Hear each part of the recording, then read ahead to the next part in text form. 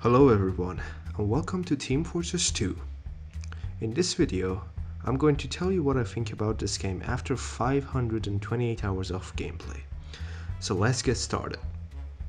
I discovered Steam about 5 years ago, and the same thing goes for Team Fortress 2.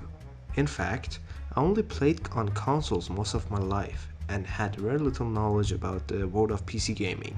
You know, the basic PC stuff, the PC components and platforms and so on. I used to play on a 15-inch MacBook Pro that our school gave us, and although it didn't have the best specs, but it did the job. Also, I started to watch Team Fortress 2 YouTube videos. Okay, so let's say my biggest inspirations in Team Fortress 2 were Musilk, Peter Scraps, Lazy Purple, and Uncle Dane. These people introduced the game to me and showed me how much fun and how creative you can be in a video game. I started to learn which weapons are good to use and which are not. I learned how to play the game, I discovered new game modes through them, and next to watching their videos, I started to play. Well, let's be honest, it didn't go as I expected it to be. I died so many times and had so little kills that I gave up on playing on the official servers and took a different route and went to the community servers. For about nearly a year, I spent most of my time playing times 10, times 100, zombies mode, which was NG versus medic, the Groot Keep, which was a melee only map, and it was lots of fun, and my personal favorite, the randomizer mode. But then I discovered something. There was two things that I discovered. First one was being rocket jumping, and second one sticky jumping. Well, we can put them both in one category since they're the same thing. Well, not really the same, but you jump, you know what I mean. These two were the hardest things, and yet the best skills you could learn in a game, in my opinion. And even today, it's very impressive to see someone do it. There are some people that say a game like TF2 doesn't require any skills, but I only have one thing to say to them. You people deserve the same fate as those who put an M badge on a BMW that isn't an M. You deserve to be shot. No mercy. Anyways, I kinda learned how to rocket jump, but it isn't something that I want to talk about because I'm not very good at it still after all of these years. And the same thing goes for sticky jumping. Although I'm a little bit better in sticky jumping, that's all I have to say. Now let's talk about the good things this game has to offer. First of all, to begin with, there are overall 9 classes that you can choose from and play as them, and each of them have their own unique weapons and gameplay. There's the Scout, there's the Soldier, Pyro, Demo Man, Heavy, Engineer, Medic, Sniper, and finally Spy.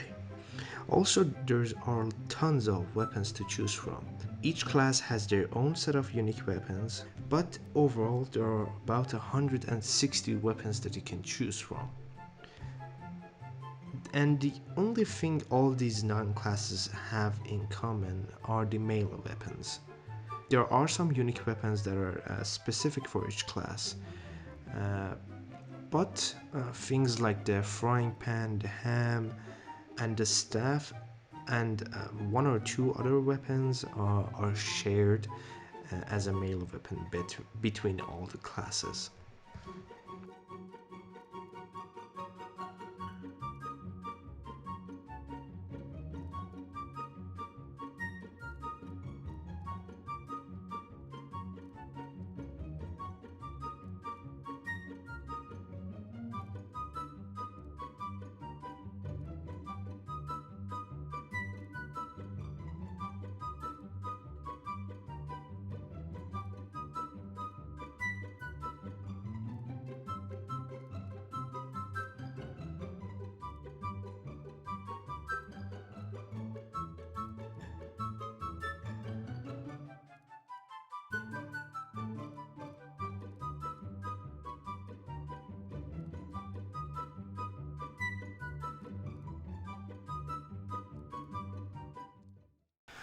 But since 2016, lots of things have changed for this game. Well, first let's talk about the support of the game. The last major update this game received was on October 20th, 2017. It was the Jungle Inferno update. I wasn't there to play this game when the update dropped, but because I was playing with my PS4. But when I saw TF2 content creators' videos about this update, in my opinion, this update could have been bigger and better. The update added a banana for the heavy and added 3 new weapons for the pyro, which one of them was the Dragon's Fury flamethrower, a jetpack, and a oven mitt. I think that's what it is. And these are the only interesting things that I'm going to mention, because the other things were just bug fixes, more cosmetics, taunts, and so on. Unfortunately, other classes did not receive new weapons or anything interesting that I would mention. But ever since an update, this game has not received anything major and game-changing. That's about, I think, 4 years of time since the writing of my review, in which the game has been abandoned, in my opinion. An idiotic game like GTA received more updates in these 4 years than TF2. Well, GTA is both a good and a terrible video game, but that's for another time.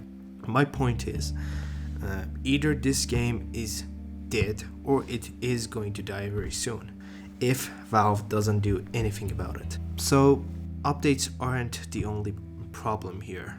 Let's be honest, there are things that are far worse than this. The most infamous and worst of them is the bots. Well, I mean hacker bots. Let me put it for you this way. When you join a match, there's a high possibility that there is a sniper bot either on your team or the rival team. If you get in the line of sight of this sniper bot, you will instantly die because it headshots you only. There's no body shots, there's nothing else. It just walks around doing 360s, looking at the sky and headshotting you in like one frame. And at last but not least, I think this is the thing that the community hates the most. Some people might like it, and in my opinion, most of the people don't like it. And this problem is the random crits. This is, the most idiotic thing put into a video game. A random crit basically is a shot.